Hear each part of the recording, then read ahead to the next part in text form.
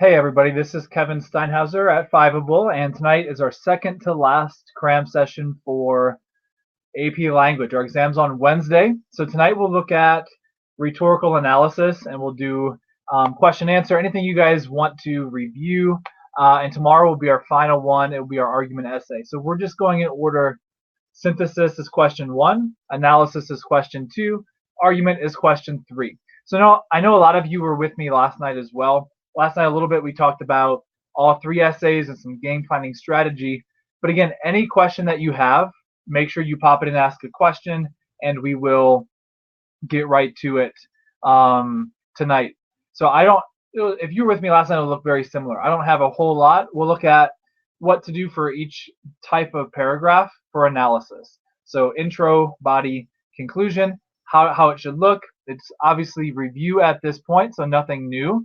And I want to maximize your minutes. So you're going to go into AP testing on Wednesday knowing exactly how to spend your time. So we'll talk about that as well tonight. In the meantime, I'm going to start answering questions. If you have a question, pop it in now.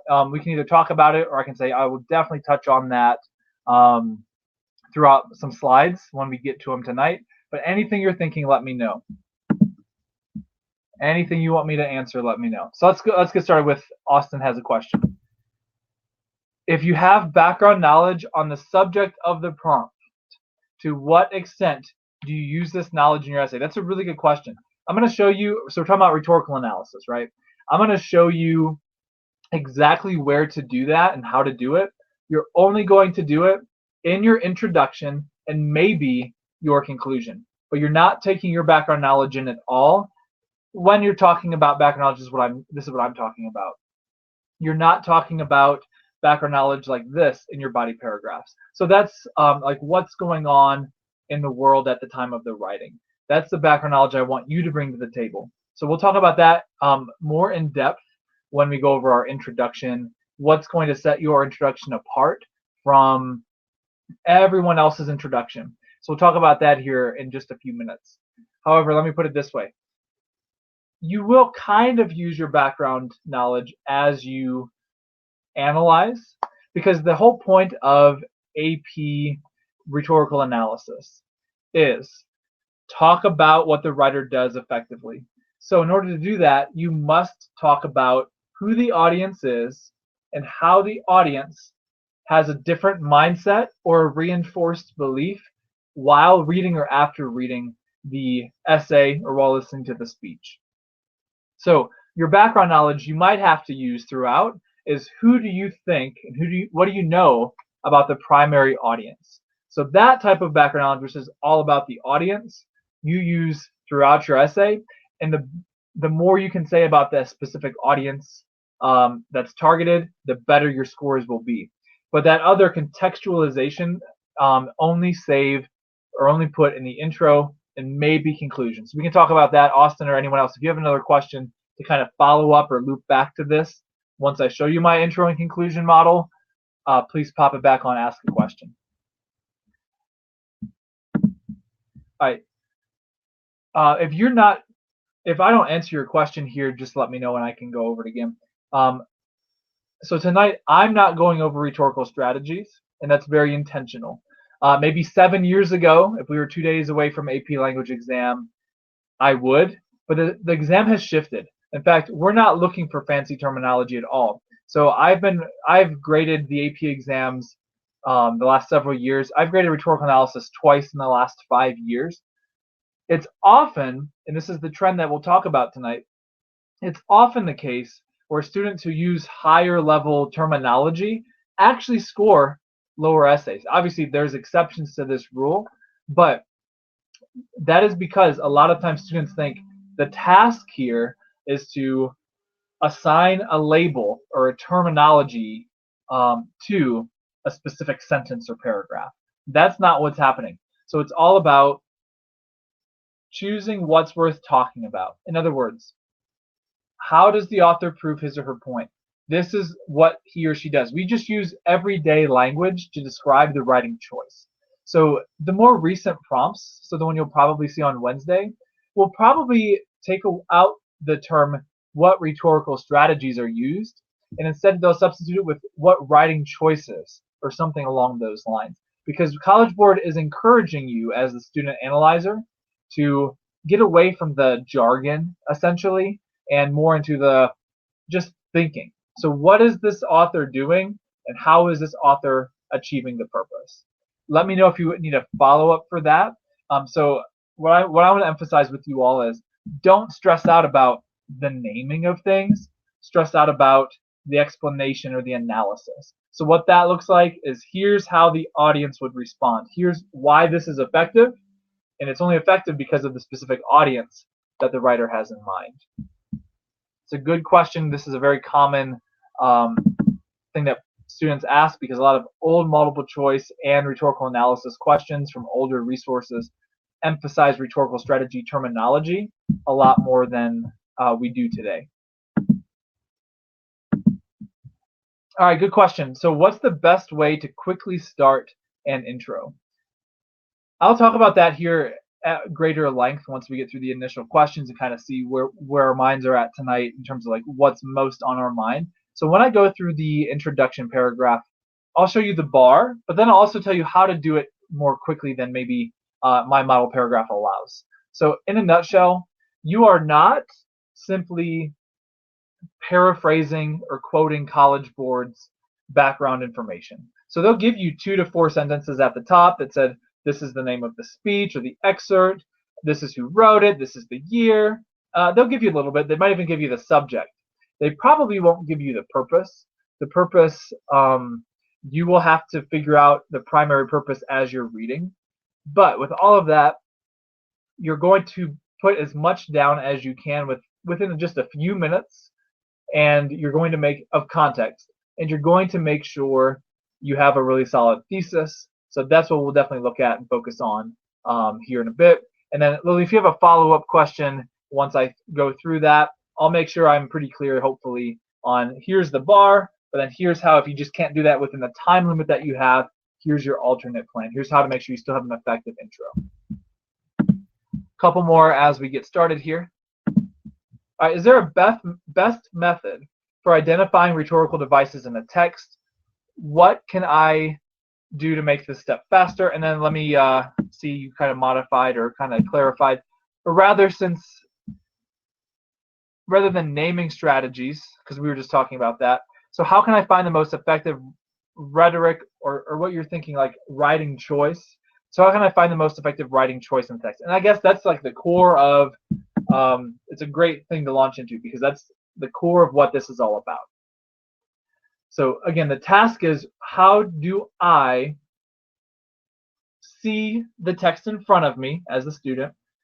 How do I identify what the purpose is? And then how would the purpose be achieved? Or how is the author trying to achieve his or her purpose?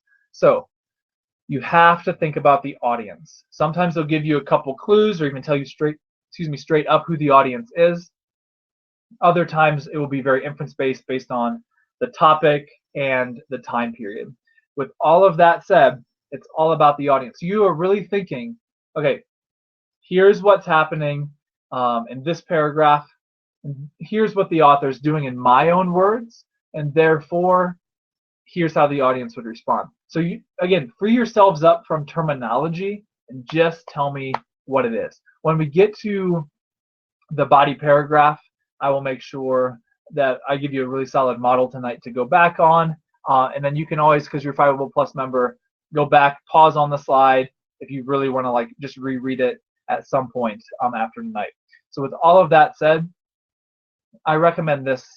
Look for trends and look for the highest level often is this. What does the writer do at the beginning of the essay? What does the writer do at the beginning of the essay? What does the writer do at the end of the essay? Think about it this way. The writer is intentionally starting a certain way. So you put yourself in the mode of why. What would the audience be thinking? What does the speaker assume about the audience? And then how would the audience likely respond to the speaker's words? So if you can do that from a beginning, middle, to end mindset, that often opens up doors to higher level analysis. So you might say, the speaker would know that the audience believes X, so therefore, he or she aligns themselves with the audience to start off, and then maybe ends the speech or the essay with a challenge or a push. So again, it's either reinforcing the audience belief or changing a mindset. Sometimes it's going to be a mixture of the two. Sometimes it's going to be only one or the other.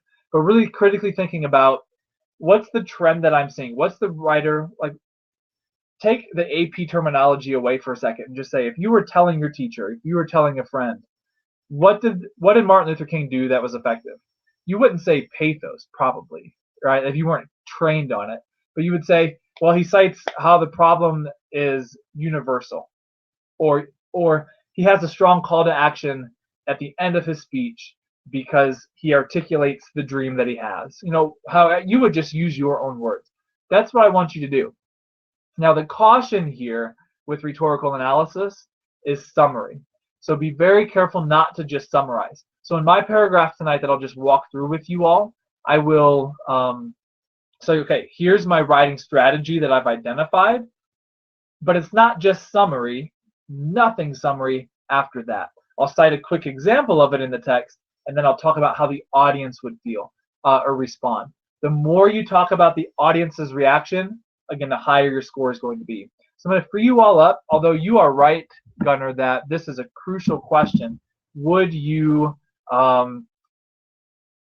do you have to choose the things that are worth talking about? Absolutely. But I'm going to free you up from the terminology to open you up to actually having more like just working within your own wording. So with all that said, if anyone has a follow-up question, this is probably the most important question so far in terms of like overall holistic scoring.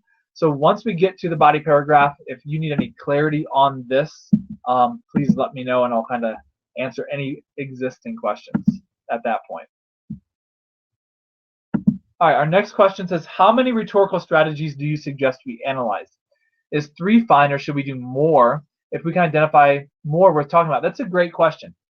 We talked last night, if you guys were with me during the synthesis review, on a less is more mindset in terms of claims. So here's how I teach it to my students.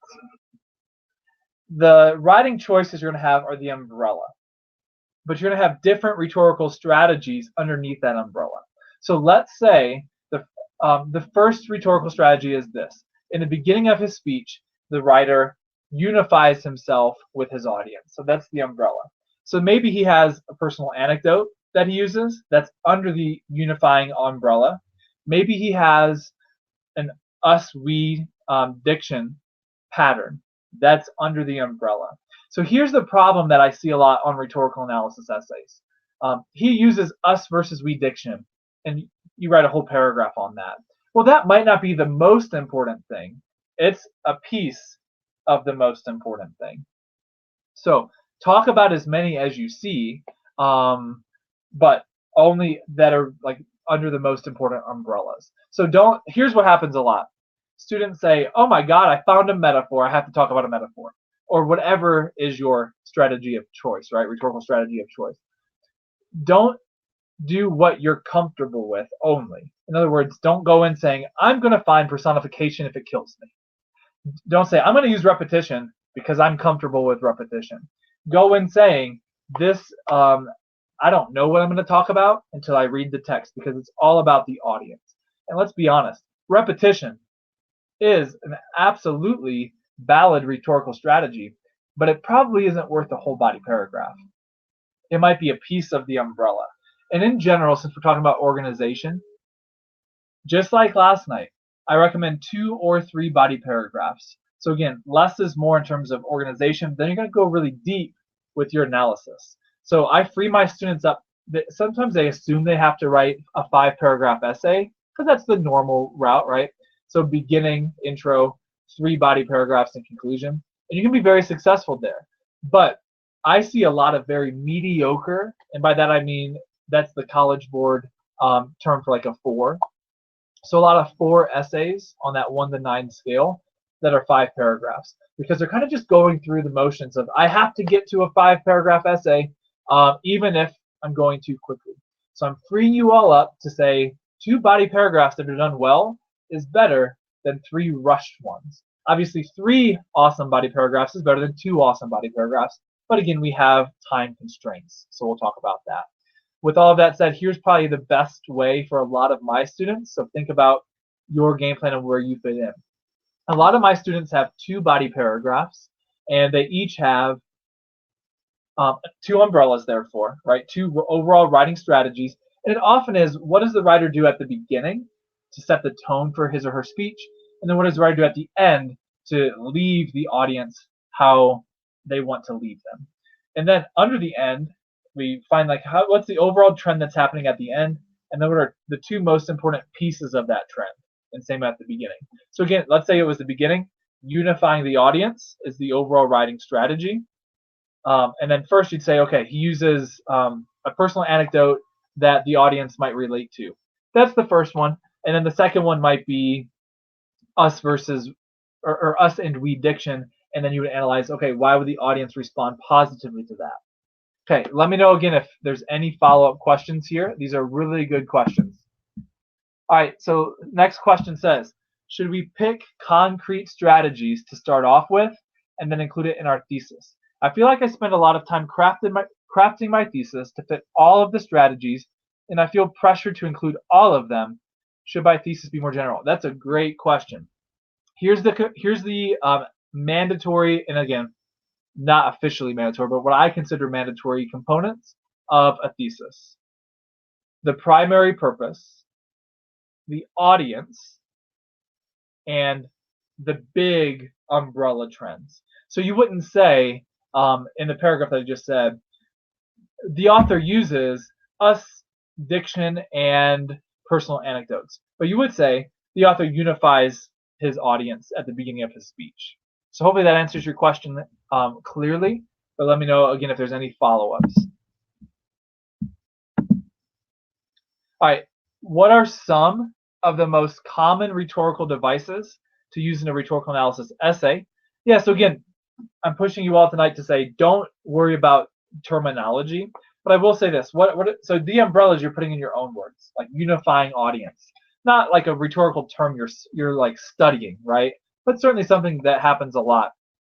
With all of that said, repetition you're gonna see often. That unifying diction or some kind of purposeful diction you're going to see, and then again, put the umbrella in your own words. So what I don't want you to hear from me tonight is I'm going to go in and talk about rhetorical strategy blank, or I should be looking for repetition, or I should be looking for XYZ. Really, if you never label it, if you never ever label a strategy, but you talk about the purpose and you talk about the audience a lot, you're going to be just fine. So let me know, Mackenzie, if you have a follow-up on that. So I'm pushing away. I'm intentionally not giving you a list of like study these 10 to make sure that you're ready for them, because it's really about high-level critical reading of an analysis passage.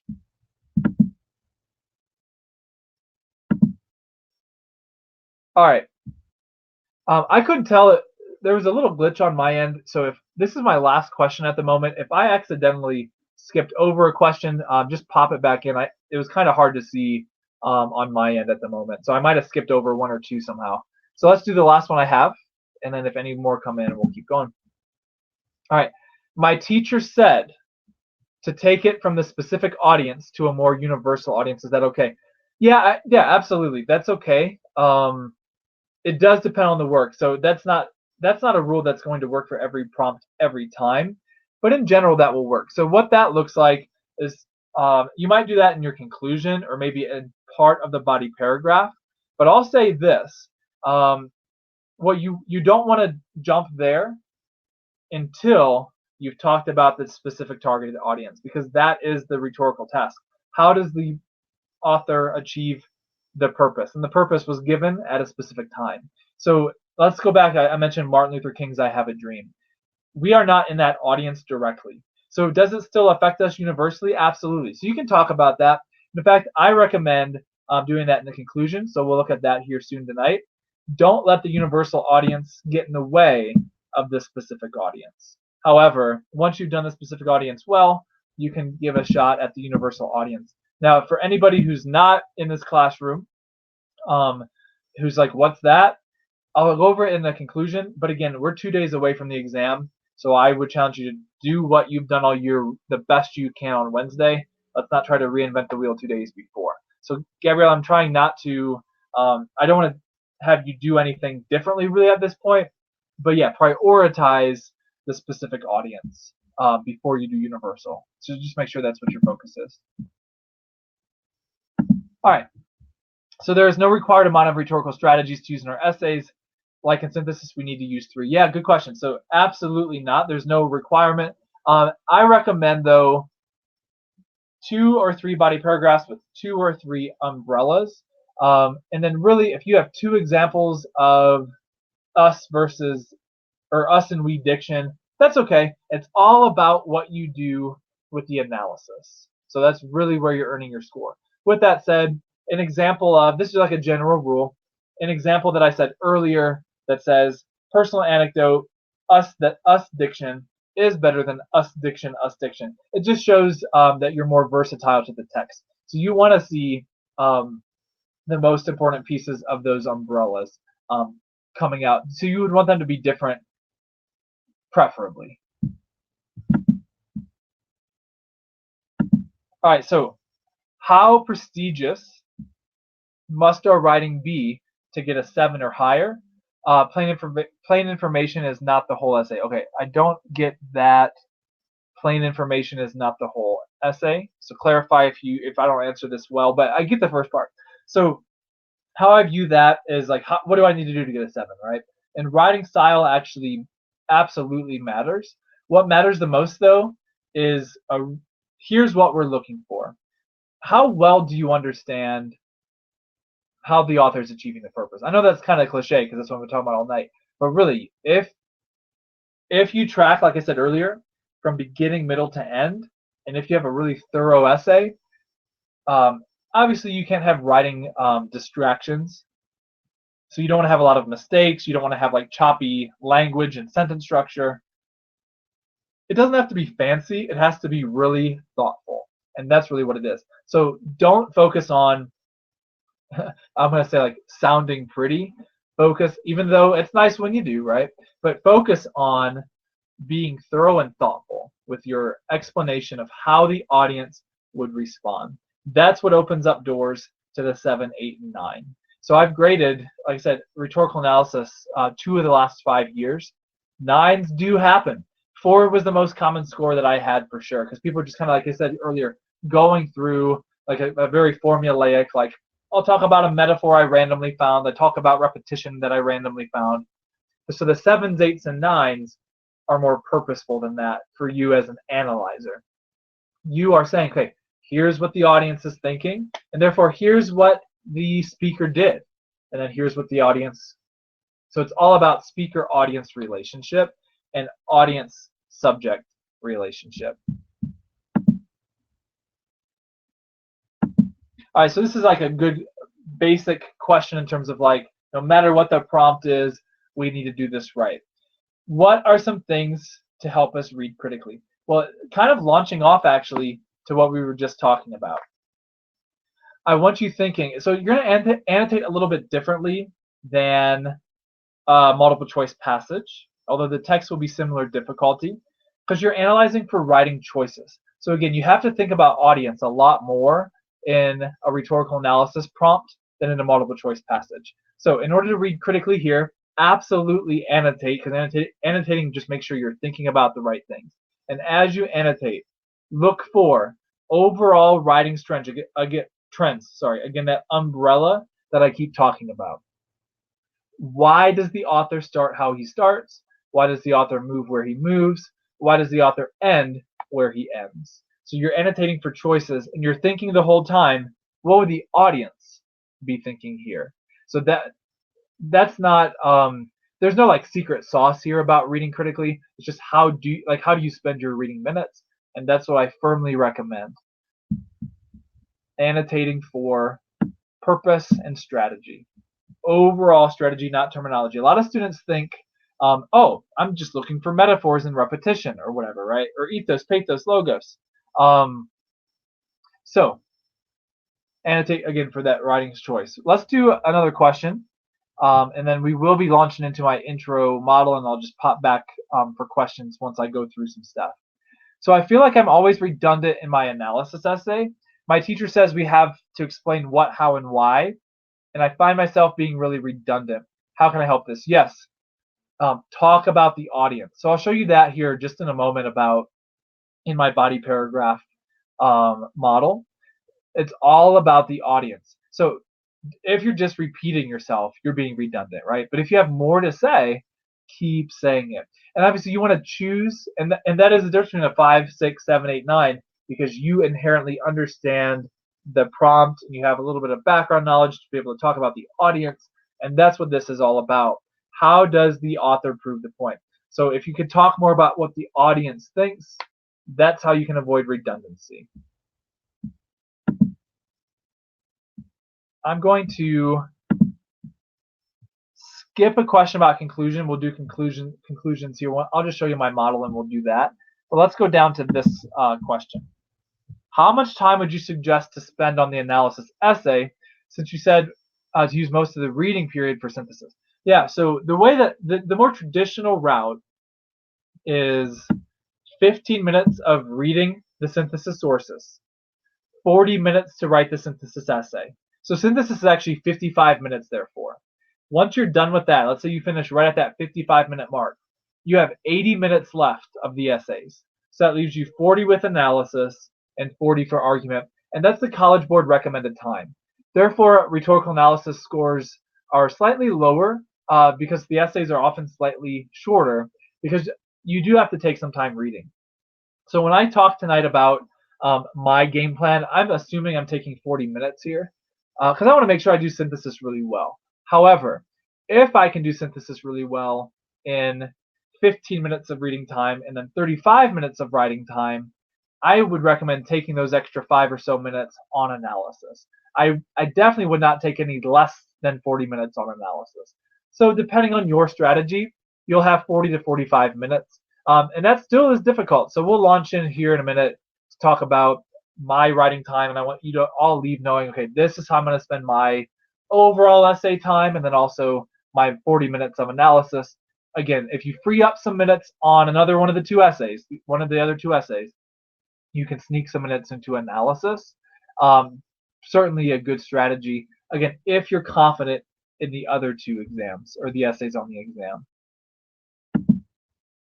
Oh, I didn't really answer. So the reading time, I recommend taking about 10 minutes though on the reading and identifying of the overall writing choices. And I definitely, just like I said with synthesis, don't want you to start writing until you know here's the 2 or 3 overall umbrellas I'm writing about, and here's the 2, that's my recommendation, 2 quotes I'm going to really unpack, or 2 pieces of the umbrella that I'm really going to unpack in each paragraph. All right, so another question says, what sort of rhetorical or logical pitfalls should we be aware of in order to improve our essays? It's basically this. This is not a matching game. So I had a live session on it way back in the fall that was titled, This is Not a Matching Game. So again, that's the biggest pitfall. There's 2 big pitfalls.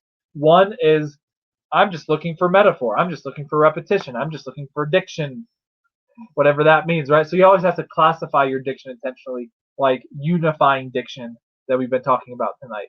But it's not all about like, let me go find something. What it's about is what's the overall writing choice. So that you have to be more versatile then. You just have to be a higher level reader in order to do that. A lot of students get 4s because they write about a random metaphor in line 20, but they talk about it in isolation. They don't talk about how it fits into the overall piece of the puzzle. And then the second pitfall is not identifying the primary purpose. If you don't identify the primary purpose, you will basically cap yourself most likely at a 4. If you're super close, you can still pull off maybe a 5, even a 6 if you do really well, but get the primary purpose right. So read, take your time. Like we just said, take about 10 minutes to take your time reading and annotating. Don't move on until you know you're talking about the right purpose, you know who the audience is, and you know what writing strategies you're going to talk about, the overall umbrellas. All right, good questions. I'm going to save this conclusion. Let's launch in. I'm just going to hit some highlights here. You guys had really good questions tonight. Let's just launch into this slide. So, like I said, it's all about, here, let me flip this over for y'all. It's all about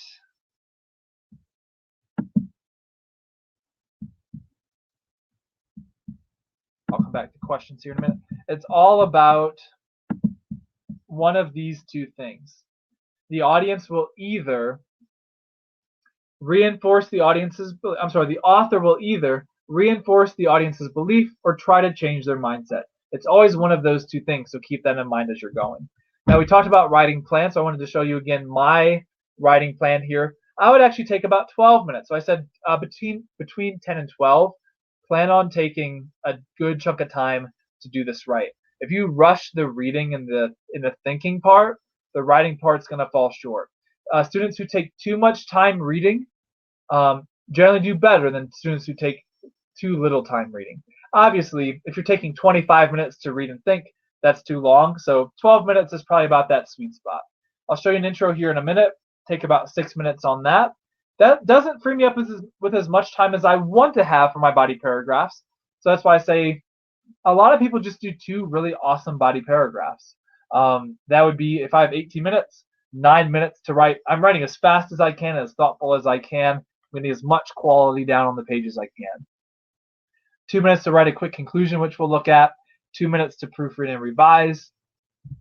Let's look at my intro. I'm just going to skip right to it. So you're talking about the speaker, occasion, and subject. You're weaving it in based on your own background knowledge, as I talked about earlier.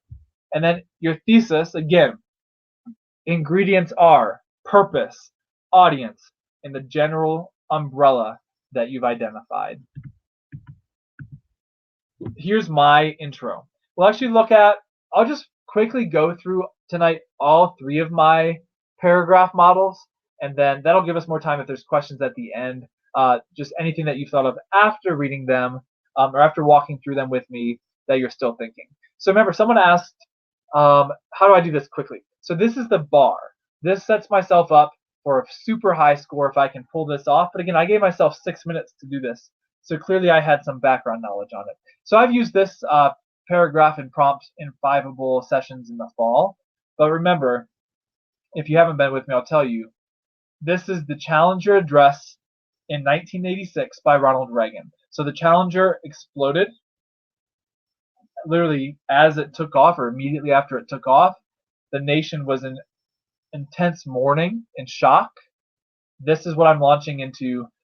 This is all my thinking and my background knowledge. And then I'm going to show you my thesis here by the end. So let's just read the bar, like the super high bar that I'm setting. And then let's also talk about, if I can't quite do this within the time, how can I modify this, right? All right, so in 1986, when the Challenger space shuttle exploded, America was entrenched in a decades-long Cold War. The space race with Russia, that was at its height in the 1950s and 60s, was an essential part of the American fabric. This is all my background knowledge I'm bringing to the table that's contextualizing the work. Space exploration and navigation went hand in hand with American national pride. Astronauts were not just scientists, they were American heroes. When a shuttle launched in the 1980s, it was a cause for public celebration, and Americans across the country would pause their daily routines to watch their latest national achievement. It is with this cultural backdrop that Americans watched in horror as the Challenger shuttle burst into flames, killing 7 of the most public American heroes. As president, Ronald Reagan knew he had a big job ahead of him that evening as he addressed a mourning nation. In order to convince Americans of the importance of moving forward, this is my thesis, while mourning the tragic loss of these 7 astronauts, Reagan both celebrates the lives of those lost, that's my first umbrella, and, second umbrella, recognizes the importance of keeping the space program's goals intact. All right, first thing I like, no matter how long your intro is, this format of a rhetorical analysis thesis. In order to purpose, audience, comma, strategies. All right, now that was a super, relatively lengthy intro, right? So if I can't do that much writing in 6 minutes, maybe it does depend on my background knowledge. I'm just doing maybe 2 or 3 sentences of background knowledge and then a really solid thesis. Now, I've seen a lot of really solid thesis statements be 1-sentence introductions. And hey, that's better than nothing because you have to have a solid thesis. With that in mind, the more context you have, the better. So if I was modifying that, I would say something like this. Instead of these 4 or 5 sentences that lead into my thesis, I would talk about just the fact that the Challenger space shuttle exploded that day, and America was in shock and mourning as they tuned in to Ronald Reagan's address. So just that in 2 or 3 sentences is still going to check the box. Yes, I am providing some context here. I know what I'm supposed to do, and I'm doing it to the best of my ability within the time constraints. So again, if you have any questions or follow-up on my intro, or just on how to write a solid intro and how to maximize your minutes, throw a question in, we'll get back to them. But let's go to body paragraph. I'm going to jump all the way over to the model so we can talk about it. I have 2 quotes that I'm going to quickly unpack and talk about the audience. Now, this isn't nearly as lengthy as the body paragraph from last night's synthesis essay. In part, you might choose if you can do this 3 times to do this 3 times, or you just might not have quite as much time to write because of the reading that is required here. That's going to be 10 to 12 minutes of your time. With that said, let's go ahead and read my topic sentence. This is my first body paragraph. Before he turns the nation's attention to the continued advancement of American space exploration, Reagan takes a moment at the beginning of the speech to mourn with the public, the American public, and the families of the astronauts who died. So takes a moment to mourn communally. That's my umbrella. That's my topic sentence of the writing choice. But now I have 2 different pieces of the puzzle that I'm going to unpack. Here's the first one. Knowing that the television audience was in shock after witnessing the tragic explosion earlier in the day, Reagan directly addresses their emotions at the beginning of his speech, acknowledging that today is a day for mourning and remembering. So the focus line is not embedding quotes, but do look at how I'm in control of the writing here. I want you on Wednesday to be in control of the writing. Don't say, in the first paragraph, Reagan says, quote, quote, quote, quote, quote. Embed it in your own writing, but you're still talking about something very explicitly by directly citing a piece of the sentence. During Reagan's opening remark, here's my analysis now. The American audience was not emotionally ready to think about what lies ahead. Instead, they needed to take time to mourn the loss of their heroes. So I'm just immediately jumping into the audience. Here's how he's starting, and here's how the audience here's what the audience is thinking at the very beginning. Now I shift, and hopefully you see this is a really fluid piece of writing here, because instead they need to take time to mourn their heroes. This launches me into my second piece of the puzzle, mourning their heroes. This is exactly what Reagan does in the 3rd paragraph of his speech, sandwiched between the phrase, "we mourn," there's my direct quote, but then I paraphrase, Reagan forces his audience to slow down and think of nothing but the astronauts, listing them by name. Now, I have, and this is pretty quick, a couple sentences that are just going to dive a little bit deeper with what would the audience be thinking before I'm done. So by doing this, Reagan is not only giving his audience permission to mourn, he is forcing them to do so, knowing that once they take time to mourn, they will be emotionally able to process the rest of his speech. Although the nation's mourning is nowhere near complete, and this is a transition sentence that launches me intentionally, guys, so I wanted to point that out, to my next body paragraph. Although the nation's mourning is nowhere near complete, Reagan has primed the public to accept his challenge that the space program's work must continue. So again, I'm tracking his argument from beginning to end. Questions on body paragraph? Body paragraphs are where you make your money. We are going to jump to conclusions. I know there's a question, so I'm going to tag it here. So what's the best format for writing a conclusion? Let's actually go here. There's 2 options, so let's talk about those. Discuss what the audience would likely believe after reading or listening to the author's work. That's option 1. And then option 2, this is what someone asked about, can I contextualize it or universally apply it? I say if appropriate. So I don't really have a format. I'll show you my model body paragraph. We can break down the components of it though. On this slide, I don't have a format, but I want to talk about the 2 approaches. This one's harder, and this one doesn't always work depending on the topic, but if you can pull it off, it is a great way. If you've never done this before, option 2, I don't think now is the time to start. So go to option 1, discuss what the audience would likely believe after reading or listening to the author's work. Let's look at how this looks using the challenger address. This is my conclusion. Again, this takes 2 or 3 minutes.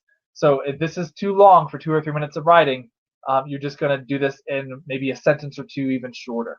But you're still going to hit, what does the audience likely, what are they likely thinking about before they're leaving? All right, so let's go ahead and read this. On the evening of one of the most tragic events in American history, President Reagan offered exactly what his nation needed. Knowing that the nation is at the very beginning of the mourning process, Reagan authentically joins them in mourning. Once he gives his audience permission to mourn alongside him and to continue mourning upon the completion of his national address, he boldly challenges them to support space exploration in the coming years, even in the face of potential disaster. Although evolving technology has minimized the need to frequently send astronauts into space, the continued funding and support of American space exploration continues to this day. And this is I am contextualizing here. Again, this you can cut if A, you don't have time, or B, you just can't pull it off within the time. And a lot of people can't, right? Like, this is not the goal. It's just a really high level possibility. So this last 2 sentences is my contextualization. Decades after Reagan's address to the nation, it is clear that his gentle nudging of the American people had a lasting impact. All right, if there's any follow-up questions on conclusions, let me know. But in a nutshell, that's what we're looking at. So any more questions that you have tonight, please throw them in now before we're out of here. That was, in a nutshell, what to do for each part of the rhetorical analysis essay. So I have another question that did pop up earlier. So it says, can you talk about how each essay is graded? Sure. So this is about all 3. We're looking at it holistically, and the bar that we're thinking is a 6 is a college level essay. A 4 is the way that we often view it is it's a high school student who's on college track but not at the college level yet. And then a 5, and 4s and 5s and 6s are very common scores, and it's the difference maker between your exam score. So this is a 1 to 9 scale. 5s are often, they have components of a 6, so a college level student writer, and components of a 4, so kind of blend together to be a 5. And it's graded holistically. So unlike most AP exams, I can't just go through and grade and say, oh, you have a good thesis. Point. Check. Oh, you use concrete evidence. Point. Check. It's all holistic. So that's how I've approached every live session this year and how we've approached this review tonight. To maximize your score, again, you're identifying the purpose and you are looking at the most important writing strategies, and then you're talking about the audience. Again, the more you talk about the audience's mindset and reaction, the more likely you're going to score at the higher level. So that goes same mindset for synthesis and argument essay. It's all like, on the whole, how are you doing? Grammar does matter, but grammar's not going to likely have more than a score point swing in either direction. Now, if your grammar is a mess, in other words, like if there's just grammar mistakes and spelling mistakes like littered on the page, that will negatively drop your score. But again, it's not something to stress out about nearly as much as, am I talking about the right things? So again, that's what's worth talking about. In other words, get into the audience's mind. What is the audience likely thinking? And therefore, why is the speaker doing what he or she is doing? All right, so I will hang out for a minute if there are any other questions that do pop up. If not, you guys asked a lot of questions up front, so Really thoughtful, engaging conversation tonight, everybody.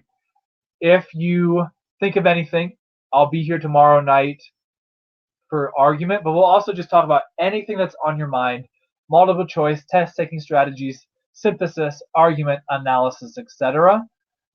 Anything you want to talk about the night before the exam, that's what we're here for tomorrow night. All right, another question came through. Multiple choice tips. Like I said, we can talk even more tomorrow night for anything, but while we're here, multiple choice tips. I had a really good, you all are Fiveable Plus members, so I had a really good discussion in multiple choice practice. I think they were both in April, so really recently. We just walked through a passage. We had some really good engaging conversations and questions around those. So I'd start there for a deeper dive. But in a nutshell, here's what I want you all thinking about multiple choice. I'll say two things. One, you have 4 passages. You have 60 minutes. So that's 15 minutes on average per passage. Treat them as 4 separate tests. Therefore, you're forcing yourself to go fast so you actually finish. A lot of students have to guess on like 10 questions at the end. I'd rather have you guess on the hardest 2 questions per passage and actually get to the end, therefore. So know when to guess, use process of elimination, and move on. On average, it's 15 minutes per reading passage. Some are shorter, some are longer. So it doesn't have to be perfectly 15 minutes each, but keep an eye on the clock. And the second thing is, all year I emphasize, annotate and read critically. Don't look at the questions first. Some people like to. I used to teach my students to. But focus on reading, not answering questions. When you focus on reading to read, your scores will be better. So I don't even recommend looking at the questions. Read to read. Annotate for main idea and purpose. And that's like half of grading time. So take like 7 or 8 minutes to read, and then take 7 or 8 minutes to answer the questions. Once you do that, the questions will fall in line as opposed to going back and forth frantically before even reading. All right, any questions that we have tonight, please pop them in to ask a question. Some really good questions tonight. So let's look at this next one. All right. Which essay are we allowed to incorporate our prior knowledge on books from this year? The more traditional route there would be, and when you would probably want to use them, is the argument essay. You could in synthesis, depending on the topic, but don't force it. And I'm going to just caution you on this. And I'm not saying like because the question, I'm just saying like when people use books, here's the caution. A, don't force it. A lot of students, excuse me, a lot of students walk into the exam and say, I'm going to talk about blank. I'm going to talk about the Scarlet Letter. I'm going to talk about the Great Gatsby, whatever book you read this year. It's great to have those background knowledge resources in your toolkit arsenal. However, they might not work depending on the prompt. So the whole point for argument, and let's just talk about that for this question, and we'll talk even more tomorrow on argument, of course, is here's a topic. What do you think about the topic? And how can you best prove your point? So sometimes Great Gatsby is the best thing to prove your point, but most of the time it's probably not going to be, right? Because it depends on what the points are. So Great Gatsby is a great thing to know, or whatever book you've read this year or in previous years that you know a lot about, but just don't force it. And my second advice is when you do this in an argument essay, contextualize it. What I mean by that is cite Harry Potter's used like a ton, and Harry Potter's often not the best, but I've seen Harry Potter done very well as well. So I've seen more. I'm getting somewhere with this. I've seen more kind of mediocre examples of literature used than great, like students using them greatly. However, I've seen both. So let's say it's Harry Potter. Let's say you can pull it off because this fits perfectly. Don't just say, this is what happened in Harry Potter and this is why it proves my point, etc. The end. Say at some point, Harry Potter, whatever I'm talking about in Harry Potter, Harry Potter is an example, a fictional example of this real world trend. Here's what I don't want you to do. Don't have the majority of your evidence be fictional. Because think about it. In the argument essay, if someone was just talking to you in conversation and says, what should we do about this problem? Or what do you believe about blank? The most convincing argument isn't often, well, I think this because this is what happened in Harry Potter, right? So you can relate it, but it shouldn't be the majority of your evidence. All right, so can we use fictional examples? Yes, someone just made a comment in the chat. Absolutely you can, but to my point that I just made, if your teacher is encouraging you not to, it's because they're often not the strongest examples. And again, I've seen way more very mediocre kind of cookie cutter explanations of fiction than them used greatly. We'll talk about argument a lot more at length tomorrow, so we can even continue this conversation tomorrow if anyone has like any follow-up questions after our conversation tonight. All right, that looks like the last question. Guys, thanks for all of your engagement tonight. I always appreciate working with you all. Tomorrow is our final session, so be there, be ready, feel good. You guys are ready for this exam. It'll be here very soon. Breathe. You got this. All right, I'll talk to you all.